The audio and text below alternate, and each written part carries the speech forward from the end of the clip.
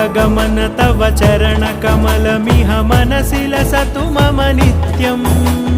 गरुडगमन तव चरणकमलमिह मनसि लसतु मम नित्यम् मनसि लसतु मम नित्यम् मम तापमपाकुरु देव मम पापमपाकुरु देव मम तापमपाकुरु देव मम पापमपाकुरु देव